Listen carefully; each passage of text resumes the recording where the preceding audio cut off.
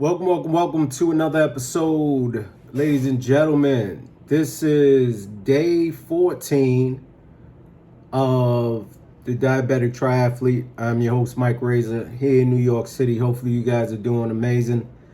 Another step to glory, ladies and gentlemen, for every last one of you who've been watching, who've been putting in the work, who's been working on your schedule, who's been working out, who's been transitioning, progressing, and growing throughout these 30 days. And I want to say kudos, congratulations, keep going. This is a lifestyle. Ladies and gentlemen, this isn't a one-time thing. This isn't a 75 hard. This is I'm progressing and transitioning to the new me so that I could better myself, etc., etc. One thing I could say is this: hard work make life easy. Easy work make life hard.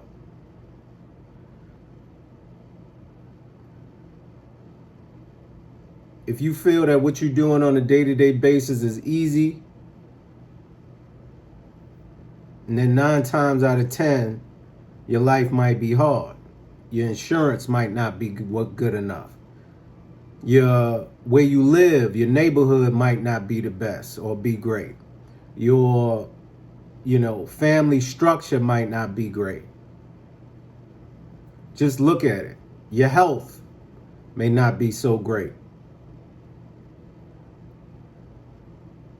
But when you start transitioning into working out, getting your health right, eating right, focusing on your family, focusing on you, not everything around you, not being distracted every single day on things that have nothing to do with you. Those are the demons that other people are dealing with that's being presented to you so that you can entertain it also.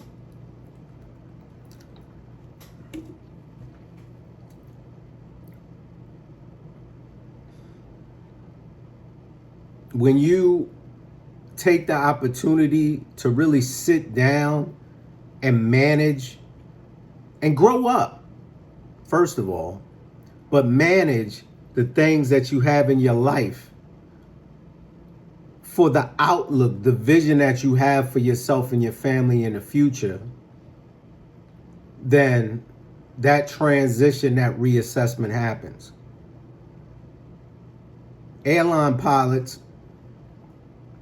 when they're in the cockpit, they're flying the plane, they know where their destination is. Goal setting. That's goal setting. They know where their destination is. They know where they are, right? They know that they have to pick up passengers sometimes along the way to the destination. The passengers could be a representative of things that happen in life, people who, drop out of your life, come back into your life, those who have been a burden to you within your life that you didn't even realize was. They have their baggage. They're bringing their baggages on. You can only bring carry on and one under the seat, item. The rest has to be in the belly of the plane, which is weighing the plane down. So people are, as you on your journey on this flight, flying the plane, you got to stop at Atlanta. You got to stop at Chicago. You have to stop in Texas, dropping people off, picking people up, dropping people off. Things are changing. And amongst this process, you have a screen that you're watching. The screen that you're watching is telling you where you're going, where you need to reassess. This is your conscious mind. Where you need to reassess and the strategic movements you need to make throughout that transition. And then in your headphones, in the walkie, you have somebody speaking to you, giving you coordinates, asking you who you are, what maneuvering you doing. Subconscious mind. Those are the voices in your head telling you, hey, I don't think you're doing this right. I think you're doing it. You got to go this way. You got to go that way. This process is exactly the same process as a job that a pilot would do. But you are utilizing it for your own life. So you're reassessing, just like in the previous videos. Sometimes you have to transition a geographical location due to weather. Things happen in your life, unexpected things, hospitalization, family members passing away, different things of that nature. You have to reassess. You have to stop at a different airport. Sometimes crash land, right? To survive. These are things that are happening in life, for different people. And these are the things that you utilize to restructure your system. Give yourself quarterly tests. Give yourself 7-day tests where you set a goal, you complete that goal within 7 days, or you work on that goal within 7 days, and when the 7th day happens, you see your progress. Then you write down what worked and what didn't work, and then you reassess. During this time of transition, you will begin to see that the people you usually hang out around, you usually surround yourself with, will then slow down from giving you phone calls, will slow down, will sometimes may even ask you why you're doing what you're doing. And sometimes that could be for a good cause, sometimes that could be for a selfish reason. And then either they will support you or they're going to drop off also. It doesn't matter. You know why? Because this is your roadmap. It's not theirs. You say you eat all the time. You go out, you got an eating crew. And you're trying to reduce your finances, lower your debt, do the Dave Ramsey snowball like I do. You can't keep hanging out with the people that you've been hanging out with this whole time, because they're going to put you in the wrong trajectory to your destination. You have to understand that. And if you don't, and you try this, and you still rock out with them, guess what's going to happen? You're going to fall off. It's guaranteed. You're doing the Dave Ramsey snowball. You're paying off your debt little by little.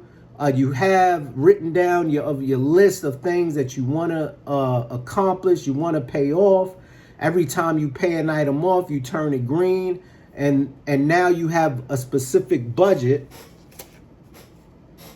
bill payment budget, that you've written down, that you have on your Microsoft Word document, that you are continuously monitoring, that you're scratching off. And each time you pay it off, kudos. Yeah, you feel good inside because you've accomplished a specific goal. But then your friends are calling you. We going here. We're doing this. We're doing that. Come through. Your immediate response, all right, I'm coming. Because that's what you normally do. I'll be there. That adrenaline rush, that energy. We about to have a good time. And then you realize, wait a minute. I'm doing this plan. I'm working out. I have a gym session that day. Oh man, it's my 7-day program. What am I gonna do? At that point, That crossroad, that fork in the lane is when you become the new you or you stay the old you. Now, there's been times where I've been in that fork in the road and I backslid. And then I had to go back to that fork, reassess, and do it again. I had to reassess and do it again. And this is what I'm telling you. Everybody has their own experiences in life. So I'm not saying that it's going to be perfect. I'm not saying that the transition is going to be perfect, smooth. Things are going to happen. Just know that within your transition, you're going to be working with people who are helping you and harming you. And when you get that phone call to go out, I want to encourage you to say, hey, not this time. Why don't we do it next time? I got to have some things in order. Or if you've been paying off your bills, paying off your debt regularly for the past month, 2 months, and you want a quick break, by all means, I say go and do it. Some people, if it was Dave Ramsey, he'll say, no, just keep going. But I want to tell you that realistically, for you to feel good, take a little vacation, a day, 2 days, where you treat yourself for the accomplishments that you've made. Go ahead and do that. And then after that, get right back to it. Get right back to what you're doing. After a while, throughout the repetition, after a while, it's going to become easier for you to complete the process, complete the goals. I have big goals. I have very big goals, and it's taken me a while to accomplish some of those goals because of my fork in the road decisions. There's been plenty of times in the past where I had the opportunity to pay off debt and chose to have fun instead of paying off the debt. I tell myself, it'll fall off my credit report in 7 years. I don't care. Right? Responsibility and accountability is key. 7 years, you know what you could have accomplished in 7 years of waiting for that debt to fall off? You could have purchased your first multifamily home. You could have completed your first triathlon or 5K or 10K or what have you. You understand what I'm saying? You could have maybe even purchased your first business and left the job that you hate or dislike. These are the things you have to think about, people, especially when you're transitioning from being a young adult to a grown up. Okay? And understand that decisions are made on a daily basis.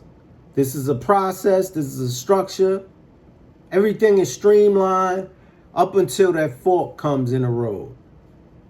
You have to be the only one to make the decisions. Don't look at anybody else. Now, you could get encouragement on YouTube on these videos with different people who speak about their personal experiences and show you how they've progressed. A lot of times those people put those videos up to help them to grow. I'm watching somebody right now, JD. He's a former heroin addict who transitioned into a bodybuilder, who transitioned into a healthy eating habits, saved his wife from drugs. Now he has a family. Now he's fit. Now, all that good stuff. He eats healthy.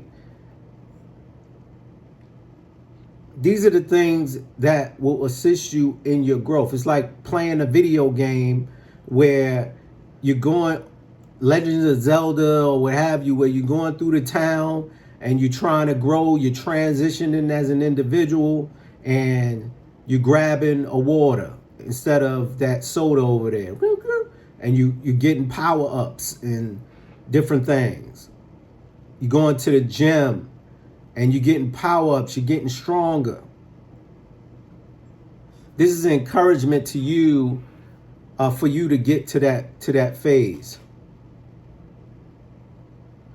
Even though we got goals, we going on our journey, we're unable to control the weather.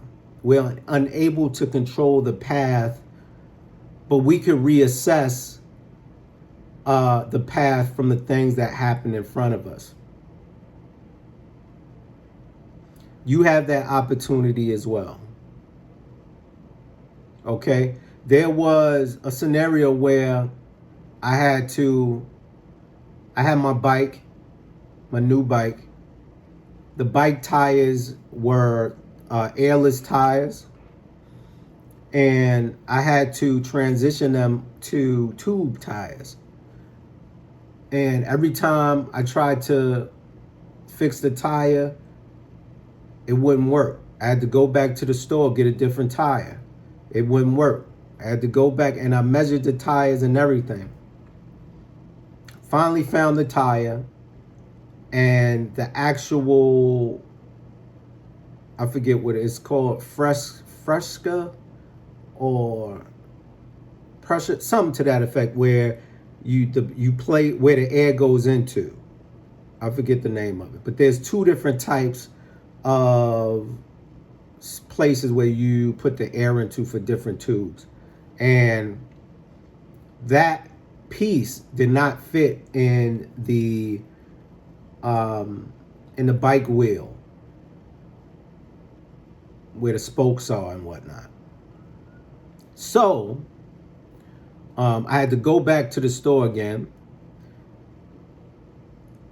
get the refund for the original tires that I had purchased, and go to Google, figure out which ones are the right ones. Found them, bought them from online on Amazon,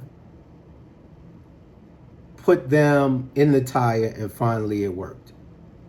Until it worked, it fit and everything. But guess what? When I tried to put air into the tire, the air wasn't going in there. I had a small air pump about this long, and I was pushing to do it, and it wasn't working. Now I'm saying, okay, what do I have to do now? Spoke to my godfather. He told me that for that tire, you need the big pump.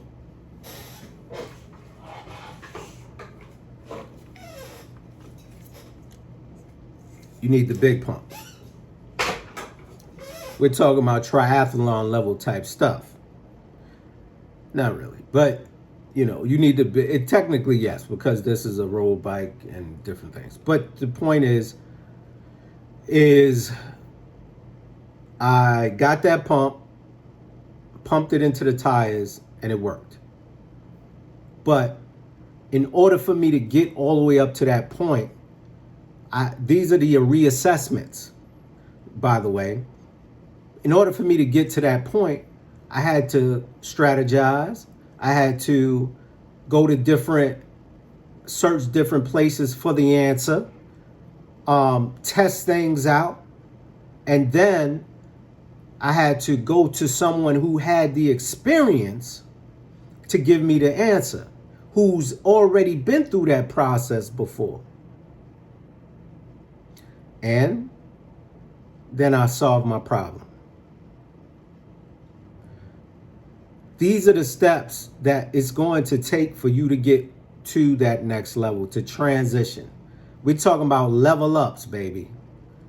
Level ups. And I've been telling you all that for those who are diabetic, that you are the diabetic superhero. I know you might not like the word diabetic and all this, but honestly, I believe that you have the capability of reversing your diabetes. And once it's reversed and you're down to 5.4, who's to tell you that you have it or don't have it at that point? If you realize that the reason why you have the ailment is because of the chemicals that you've been subduing your passion to,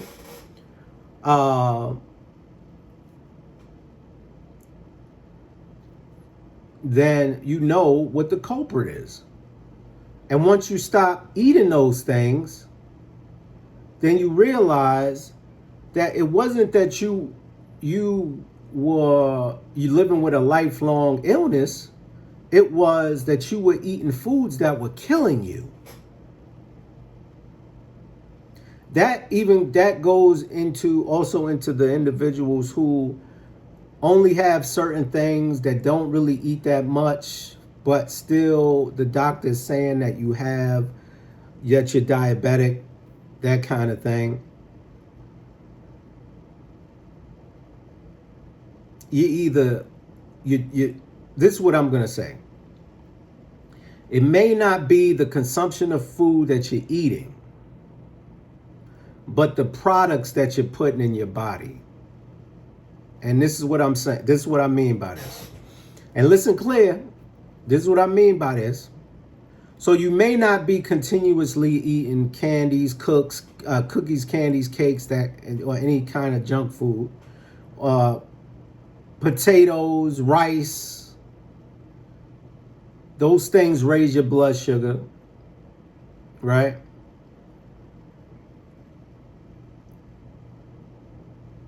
But you're smoking cigarettes, you're drinking coffee with creamer. I'm going to say with creamer and sugar.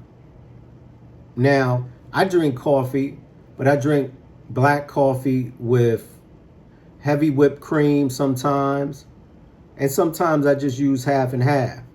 But lately I've been just having black coffee because, I'm on this, this power thing. Like I want everything. I want to get used to having everything raw, that kind of scenario. So think about what it is that you're eating. Even if you're eating a little bit of it. So in the morning, you don't usually have breakfast, right? You have cigarette, you have coffee with cream and sugar. But then you'll turn around and by the afternoon, you'll have little candies. You'll have, for lunch, you'll have something with potatoes and rice, or something with rice and broccoli, something with carbs. And then for dinner, you might have something else, or you might not have anything at all. It could also be from your stress. But you'll have all that, and then you turn around and say, man, I'm slim, but I still don't understand why I'm having this problem.